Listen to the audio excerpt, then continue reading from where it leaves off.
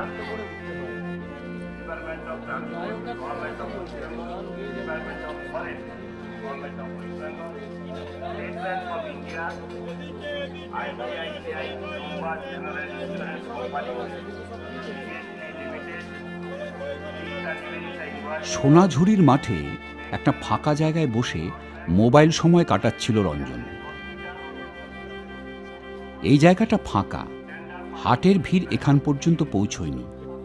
চৈত্র মাসের দুপুর হলেও গাছগাছালির ছায়ায় একটা মনোরম আবহাওয়া, খানিকটা নিস্তব্ধ। একটু দূরে হাটে কেনাকাটা করছে স্ত্রী অস্মিতা আর তার মেয়ে নায়রা। রঞ্জনের এই সব হাটের ভিড়ে দরদাম করে এটা ওটা কেনা একদম পোষায় না। সারা বছর কাজের চাপ, শান্তিনিকেতনে 3 দিনের ছুটিতে এসেছে বিশ্রাম নিতে। কিন্তু স্ত্রী আর মেয়ের চাপে আসতেই হয়েছে সোনাঝুরির হাটে। ওরা যখন কেনাকাটায় ব্যস্ত, রঞ্জন হাঁটতে হাঁটতে এই নির্জন জায়গাটায় পৌঁছে ভাগ্যক্রমে পেয়ে গেছে একটা গাছের তলায় পুরনো রংচটা একটা লাল প্লাস্টিকের হাতল ভাঙা চেয়ার। সেই চেয়ারটায় বসেই সে মোবাইলে খবরের কাগজ পড়ছিল। একটা লিঙ্ক ক্লিক করতে গিয়ে দেখল ইন্টারনেট কানেকশন আর নেই। এমনিতে অবশ্য সিগন্যাল স্ট্রেংথ এই বনের মধ্যে কমই ছিল। মোবাইলটা পকেটে ঢুকিয়ে আড়মোড়া ভেঙে এদিক ওদিক তাকাতে রঞ্জনের চোখে পড়ল খানিকটা দূরে একজন বাউল গোছের লোক একটা ইজেল নিয়ে ছবি আঁকছে আর মাঝে মাঝে ওর দিকে তাকাচ্ছে, যেন ওরই ছবি আঁকছে। একটু অবাকই হলো রঞ্জন। প্রথমত লোকটাকে আগে চোখে পড়েনি, কখন এলো লোকটা? দ্বিতীয়ত এই সোনাঝুরিতে বাউলরা আসে একতারা বা দোতারা বাজিয়ে গান করতে, ছবি আঁকতে কেউ আসে রঞ্জন কোনো দিন দেখেনি। আর সবচেয়ে বড় কৌতূহল, লোকটা হঠাৎ করে ওর ছবি আঁকছে কেন? এইসব কৌতূহল নিয়ে রঞ্জন এগিয়ে গেল বাউলের দিকে। লোকটা দেখল রঞ্জন সামনে এসে দাঁড়ালো, কিন্তু ওর মধ্যে কোনো বিকার নেই। এক ঝলক রঞ্জনের দিকে তাকাচ্ছে আর পাশে রাখা রঙিন প্যাস্টেলের একটা করে রং তুলে নিয়ে ছবি আঁকছে। রঞ্জন আগেও মেলায় দেখেছে এরকম পোর্ট্রেট আঁকিয়েদের, তবে তারা সাধারণত পেন্সিলে আঁকে, রঙিন প্যাস্টেলে আঁকে না। এই ব্যাপারটা আরও কৌতূহলী করে তুলল। যেহেতু রঞ্জন ইজেলের পেছনে দাঁড়িয়ে আছে, লোকটা কি আঁকছে, কেমন আঁকছে কিছুই বুঝতে পারছে না। গলাটা একটু খাঁকড়ে পরিষ্কার করে রঞ্জন জিজ্ঞেস করল, আপনি কি আমার ছবি আঁকছেন? নির্বিকার গলায় লোকটা উত্তর দিল, হ্যাঁ, আপনার জন্যই তো আঁকছি। আমি কিন্তু কিনব না। আমি বিক্রি করার জন্য ছবি আঁকছি না, আপনার জন্য ছবি আঁকার আমি নির্দেশ পেয়েছি। শেষ হয়েই এসছে, আর 2 মিনিট। রঞ্জন নিজের কোম্পানির মার্কেটিং হেড, বিক্রি করার নানান কৌশল ফন্দি ফিকির জানে। মুচকি হেসে বলল, বেশ, তাহলে যিনি আপনাকে নির্দেশ দিয়েছেন তাকে গিয়ে দিয়ে দেবেন ছবিটা। লোকটা প্যাস্টেলে আর কয়েকটা টান দিয়ে নিজের জিনিসপত্র গুছিয়ে ছবিটা খবরের কাগজে মুড়ে রঞ্জনের হাতে আচমকা ধরিয়ে দিল, আর সেই মুহূর্তেই পকেটে বেজে উঠল মোবাইলটা। নায়রা। ফোন ধরতেই নায়রা বলতে শুরু করলো, হ্যালো হ্যালো বাবা, তুমি কোথায় বাবা? কখন থেকে তোমাকে চেষ্টা করছি, শুধু বলছে আউট অফ নেটওয়ার্ক। শিগগিরই এসো, মায়ের শরীর খারাপ করছে। ফোনটা ছেড়ে রঞ্জন দেখল বাউল ততক্ষণে আরও পেছনের দিকে বনের মধ্যে দ্রুত পায়ে হাঁটতে হাঁটতে মিলিয়ে যাচ্ছে। অগত্যা কাগজে মোড়া ছবিটা নিয়ে হাটে ফিরে এলো রঞ্জন। একটু খুঁজতেই একটা চায়ের দোকানে পেয়ে গেল অস্মিতা আর নায়রাকে। এক গাদা জিনিসপত্র কিনে অনেক প্লাস্টিকের থলি নিয়ে একটা চায়ের দোকানে বসে আছে ওরা। উদ্বিগ্ন গলায় রঞ্জন জিজ্ঞেস করল, কি হয়েছে? আরে বলো না, এক দোকানদারের সঙ্গে দরদাম নিয়ে তর্কাতর্কি হতে মাকে খুব অ্যাটিটিউড দেখিয়েছে। সেই থেকে মায়ের শরীর খারাপ। কিন্তু তোমার হাতে ওটা কি? তুমি তো মেলায় কিছু কেনো না। কেন? আমি কিনতে পারি না? আমার একটা পোর্ট্রেট আঁকিয়েছি। চল হোটেলে চল, দেখাচ্ছি। হোটেলে ফিরে বেশ কিছুক্ষণ সময় গেল অস্মিতা আর নায়রার কেনাকাটা দেখতে। তারপর নায়রার চোখে পড়ল খবরের কাগজে মোড়া জিনিসটা। মোড়ক খুলে খিলখিল করে হাসতে হাসতে নায়রা বলল, এটা এটা তোমার ছবি? এই প্রথম ছবিটা দেখার সুযোগ হলো রঞ্জনের। নায়রার হাসার যথেষ্ট কারণ আছে। ছবিটা কোনোভাবেই রঞ্জনের মুখের সঙ্গে মেলে না। তবে খুঁটিয়ে দেখলে কোনো একটা চেনা মুখের আদল পাওয়া যাচ্ছে। রঞ্জন কিছুতেই মনে করতে পারছে না কার মুখ। পোর্ট্রেটের মুখটা ভীষণ গম্ভীর, আর চোখ দুটো রাগত। অস্মিতা আলগোছে পোর্ট্রেটটা দেখে মন্তব্য করল, তোর বাবা হাটে গিয়ে যা রাগী গোমরা মুখ করেছিল ঠিকই এঁকেছে। নায়রা ছবিটাকে টেবিলে টিভির পাশে দাঁড় করিয়ে বলল, আমি কিন্তু বাড়ি ফিরে লিভিং রুমে এটা টাঙিয়ে রাখবো। Rare collection. বাবা সোনাঝুরির হাটে বসে এটা আঁকিয়েছে। রাতে খাওয়া দাওয়ার পর শুয়ে পড়ল সবাই। তিনজনেরই অভ্যেস শুয়ে শুয়ে নিজেদের মতো মোবাইল দেখা। অস্মিতা আর নায়রা পাশ ফিরে শুয়ে মোবাইল দেখছে। রঞ্জনের আজকে ইচ্ছে করছিল না মোবাইল দেখতে।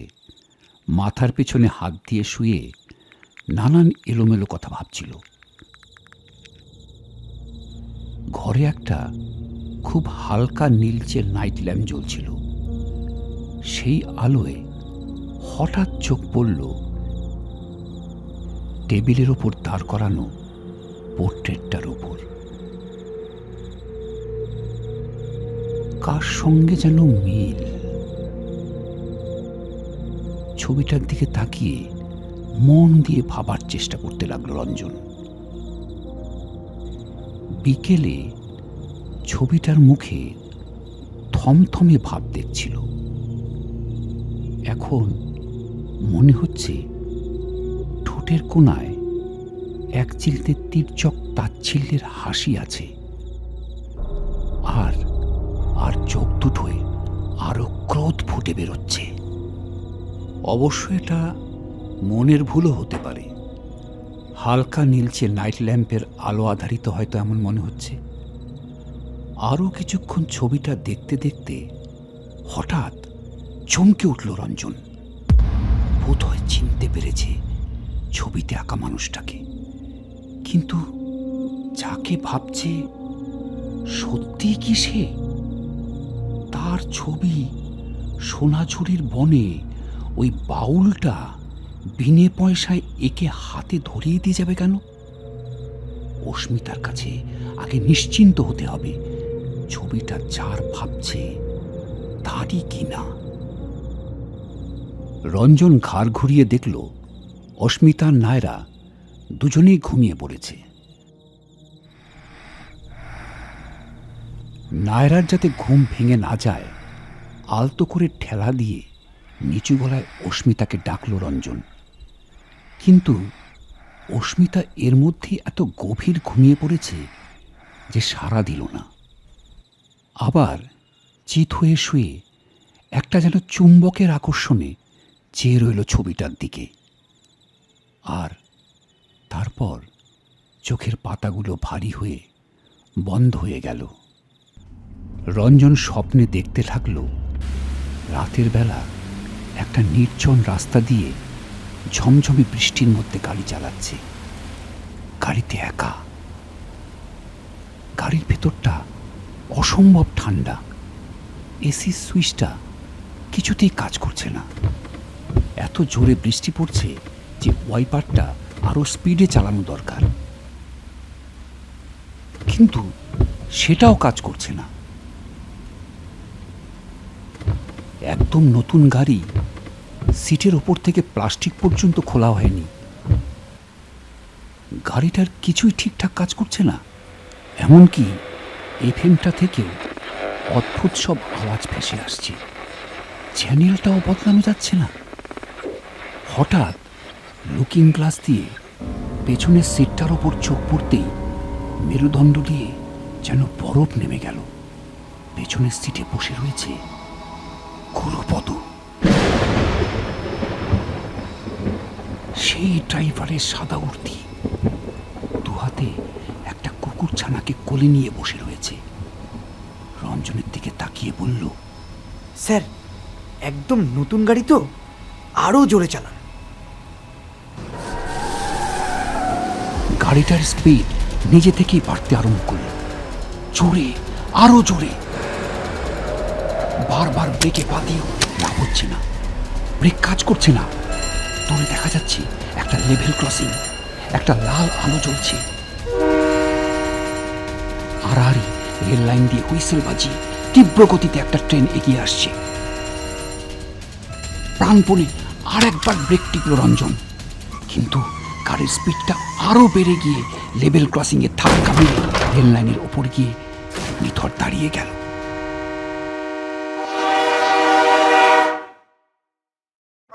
ধরফর করে ঘুম ভেঙে উঠে বসল রঞ্জন। গোটা শরীর ঘামে ভিজে গেছে, গলাটা অসম্ভব শুকনো। ঘাড় ঘুরিয়ে দেখল অস্মিতা আর নায়রাও একইভাবে গোটা মুখে আতঙ্ক নিয়ে পিঠ টান করে বসে রয়েছে। কয়েক ঢোক জল খেয়ে রঞ্জন জিজ্ঞেস করল, কি কি হয়েছে তোমাদের? ভয়ঙ্কর রঞ্জন, রঞ্জন ভয়ঙ্কর দুঃস্বপ্ন। তোমার তোমার তোমার মনে আছে গুরুপদকে? স্বপ্নে দেখলাম রাত্রিবেলা বৃষ্টি পড়ছে, গাড়ির পিছনে সিটে সিটে রয়েছে আমি।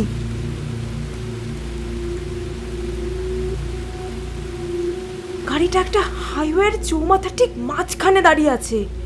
গাড়ির মধ্যে তীব্র হিটার চলছে,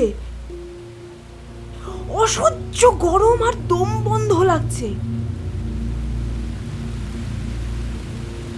সব কাঁচ তোলা, সেন্ট্রাল লক, পাওয়ার উইন্ডো কিচ্ছু কাজ করছে না। আর আর আর গাড়ির ড্রাইভারের সিটে বসে আছে গুরুপদ, একটা কুকুর ছানাকে আদর করছে।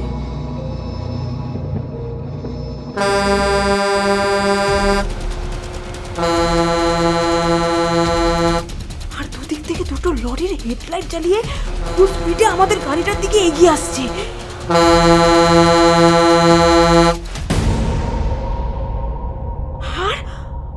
আর তারপর তারপর তারপর আমিও দেখলাম বৃষ্টির মধ্যে আমাদের গাড়িটা রাস্তার একদিকে দাঁড়িয়ে আছে। হলুদ অ্যালার্ট ল্যাম্পগুলো জ্বলছে আর নিভছে। তোমরা কোথাও কেউ নেই। আমি একা। একপাল কুকুর ঘেউ ঘেউ করে তেড়ে আসছে আমার দিকে। আমি প্রাণপণে দৌড়ে গিয়ে দরজা খুলে ভেতরে যাওয়ার চেষ্টা করছি, কিন্তু দরজা খুলছে না। অথচ গুরুপদ কাকা গাড়ির মধ্যেই বসে রয়েছে। আমি জানলার কাছে কিল মারছি, গুরুপদ কাকা আমার দিকে ফিরেও তাকাচ্ছে না। আমারই ওয়াটার বোতল থেকে জল খাওয়াচ্ছে একটা কুকুর ছানাকে। তারপর যে কুকুরগুলো তেড়ে আসছিল আমার দিকে দাঁত বের করে ঝাঁপিয়ে পড়লো আমার উপর। নায়রা মাথার চুল খামচে ধরে কাঁদতে আরম্ভ করল। রঞ্জন ছবিটার দিকে তাকালো। গুরুপদর হাসিটা যেন আরো তীর্যক হয়ে উঠেছে, চোখ দুটো আরো ক্রূর। রঞ্জন বলতে আরম্ভ করল, তোমাদের নিশ্চয়ই মনে আছে সেই দিনটার কথা?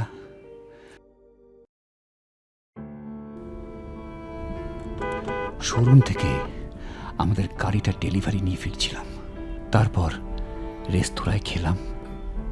বেরিয়ে আমার খুব ইচ্ছে করছিল নতুন গাড়িটা চালাতে। গুরুপদর কাছ থেকে চাবি নিয়ে ড্রাইভিং সিটে বসলাম। গুরুপদ আমার পাশে। বৃষ্টি পড়ছিল। আর আমি তোমাকে বলছিলাম, বাবা নতুন গাড়ি, আরো জোরে চালাও। গুরুপদ কাকা তোমাকে সাবধান করেছিল। তুমি তুমি গুরুপদর কথা শুনছিলে না? হঠাৎ দেখলাম গুরুপদ ঝুঁকে পড়ে তোমার হাতের উপর থেকে স্টিয়ারিংটা ধরে ঘোরানোর চেষ্টা করলো। গাড়িটা রাস্তার ধারে একটা বোল্ডারে গিয়ে ধাক্কা মারলো। তোমার উপর ওভাবে ঝাঁপিয়ে পড়ে স্টিয়ারিং ধরে অ্যাক্সিডেন্ট করানোর জন্য আমিও ভীষণ রেগে উঠে গুরুপদকে অকথ্য কুকথ্য কথা বলেছিলাম। শুধু অ্যাক্সিডেন্টই নয়, ও কুকুর ছানাকেও ধাক্কা দিয়েছিল। ওকে বলেছিলাম চাকরি ছেড়ে দিতে।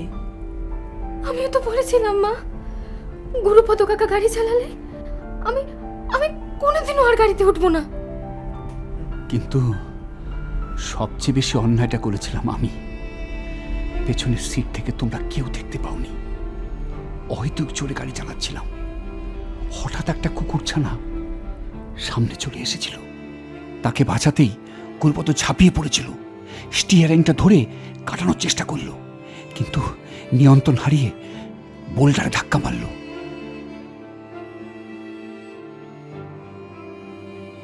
গাড়ি থেকে নেমে আমি দেখেছিলাম নতুন গাড়ির বাম্পারটা তুবড়ে গেছে। ভীষণ মাথা গরম হয়ে গেল। আমিও গুরুপদকে অনেক খারাপ কথা বলেছিলাম, তবুও ও তখনও চাইছিল আহত কুকুর ছানাটাকে যদি কাছাকাছি কোনো ডাক্তারখানায় নিয়ে যাওয়া যায়। কিন্তু একটা রক্তাক্ত কুকুর ছানাকে আমরা কেউই গাড়িতে উঠতে দিইনি। তুমি ওখানেই গুরুপদকে চাকরি থেকে ছাড়িয়ে নিজে ড্রাইভ করে বাড়ি চলে এসেছিলে। ওর শেষ কথাগুলো এখনো মনে আছে। স্যার, ইন্স্যুরেন্স কোম্পানি আপনার গাড়িটা সারিয়ে একদম নতুন করে দেবে, কিন্তু এই কুকুর ছানাটার প্রাণ চলে গেলে আর ফিরিয়ে আনতে পারবো না স্যার। আচ্ছা, একটা কথা বলো, আমরা তিনজনই একই সময়ে কেন গুরুপদকে নিয়ে এমন ভয়ঙ্কর দুঃস্বপ্ন দেখলাম? পরে তো শুনেছিলাম গুরুপদ হঠাৎ হার্ট অ্যাটাকে মারা গিয়েছিল। রঞ্জন আঙুল তুলে ছবিটা দেখালো। অস্মিতার নায়রার চোখে বিস্ময় ফুটে উঠল। রঞ্জন ছবি আঁকার বৃত্তান্তটা বলার পর নায়রা উঠে গিয়ে ছবিটার সামনে দাঁড়িয়ে বলল, আমরা আমরা আমরা তিনজনই দায়ী গুরুপদ কাকা। প্লিজ প্লিজ আমাদের ক্ষমা করে দাও। রঞ্জন আর অস্মিতাও অনুশোচনায় হাত জোর করে পোর্ট্রেটটার সামনে ক্ষমা চাইল। তারপর রঞ্জন পোর্ট্রেটটা খবরের কাগজে মুড়ে ফেলল। ঠিক করল পরের দিন সোনাঝুরির মাঠে গিয়ে ওই বাউলের কাছে ছবিটা ফেরত দিয়ে আসবে। কিন্তু পরের দিন অনেক খুঁজেও ওই বাউলকে আর কোথাও পেল না। গুরুপদর বাড়ির ঠিকানাটা ছিল বীরভূমের এক গ্রামের, শান্তিনিকেতন থেকে বেশি দূরে নয়। সেখানে তিনজনে গাড়ি নিয়ে গেল, আর আশ্চর্য, দেখা হয়ে গেল সেই বাউলের সঙ্গে। রঞ্জনের কাছে সব শুনে খবরের কাগজে মোড়া ছবিটা হাতে নিতে নিতে বাউল বলল, উনি আমার দাদা ছিলেন। আমি ওর স্বপ্নে দেখেছিলাম দাদা নির্দেশ দিচ্ছেন, আপনারা বাড়ির কাছে এসেছেন। উনি বললেন সোনাঝুরির মাঠে গিয়ে একটা ছবি এঁকে আপনাকে দিতে, তাহলেই হয়তো ওনার আত্মা শান্তি পাবে। তবে বিশ্বাস করুন, কি ছবি এঁকেছি আমি জানি না। কেউ যেন আমার আঙ্গুলে ভর করেছিল। তবে একটা কথা আপনাকে বলতে পারি, আমি সসম্মানে এই ছবি দেওয়ালে ঝুলিয়ে রাখব। ছবিটা দেখে বিহ্বল হয়ে গেল নায়রা। ছবির মুখের আদলটা এখন কেমন যেন বদলে গেছে। নিষ্পাপ দুটো চোখে সরল একটা চওড়া হাসি মুখে গুরুপদ কাকা চেয়ে রয়েছে ওর দিকে। নায়রা ছবিটা বাউলের হাত থেকে ফেরত নিয়ে বলল, না, গুরুপদ কাকার এই এই ছবি আমি আমার বেডরুমে দেওয়ালে টাঙিয়ে রাখবো। আমাদের ভিডিওগুলো যদি আপনাদের ভালো লেগে থাকে অবশ্যই চ্যানেলটিকে সাবস্ক্রাইব করবেন, লাইক, কমেন্ট এবং শেয়ার করবেন।